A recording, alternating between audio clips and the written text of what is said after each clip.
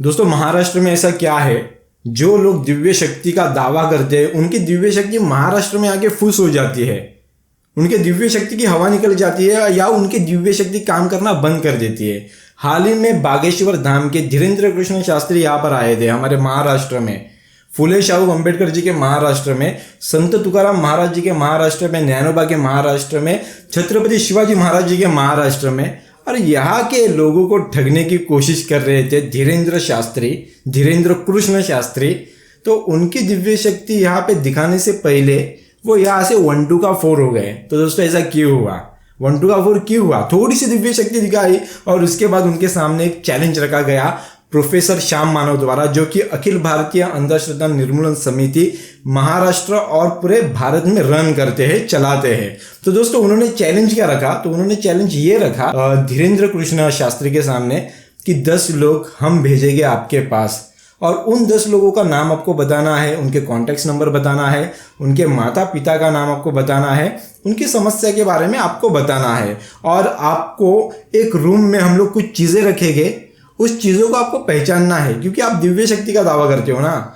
तो देखिए दोस्तों, महाराष्ट्र में अंधश्रद्धा निर्मूलन समिति द्वारा एक कायदा बनाया गया है, मतलब गवर्नमेंट द्वारा कायदा बनाया गया है। अंधश्रद्धा निर्मूलन ने मांग की थी जादू टोना विरोधी कायदा।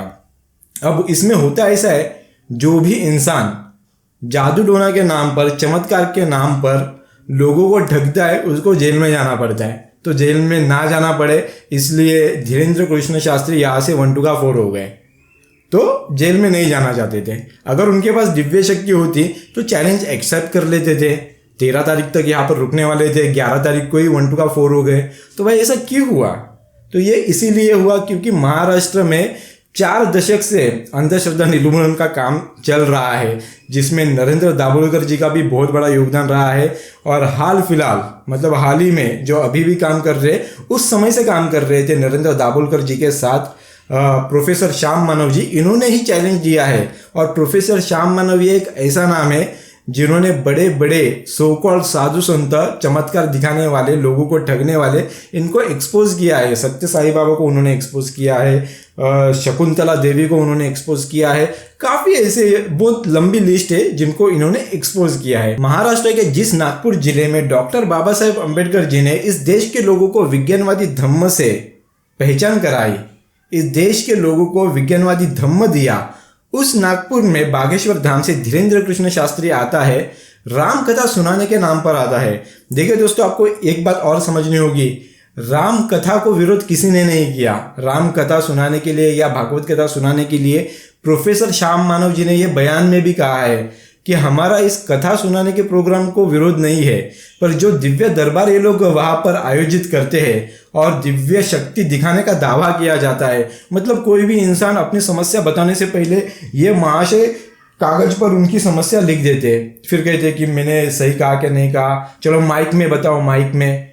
मतलब इस तरह का वहाँ पे ठगी हो रही है, लोगों को इस तरह से फंसाया जा रहा है। और उस प्रोग्राम को अटेंड कौन करते हैं? तो नितिन गडकरी जी अटेंड करते हैं, देवेंद्र फडणवीस जी अटेंड करते हैं।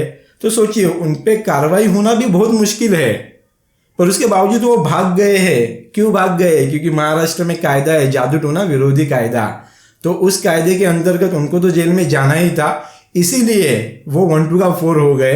पर दोस्तों आपको ये बात भी समझना चाहिए कि ऐसे लोगों को हमारे पॉलिटिशियन वोट बैंक के लिए ये लोग सुपरस्टिशन का प्रचार प्रसार कर रहे हैं। देवेंद्र फडणवीस जी हो या फिर नितिन गडकरी जी हो, इनको इस प्रोग्राम में नहीं जाना चाहिए था, बट उनकी मजबूरी, वोट बैंक की मजबूरी, तो वोट बैंक के लिए वो उस प्रोग्राम में गए। और इस ठगी को और मजबूत बनाने का काम देवेंद्र फडणवीस और नितिन गडकरी जी ने किया, तो वो भी इसमें उतने ही दोषी है जितना ये ठगने वाला इंसान दोषी है, क्योंकि ठग का प्रचार करना ये भी गुनाह है, और ये गुनाह देवेंद्र फडणवीस जी और नितिन गडकरी जी ने किया है।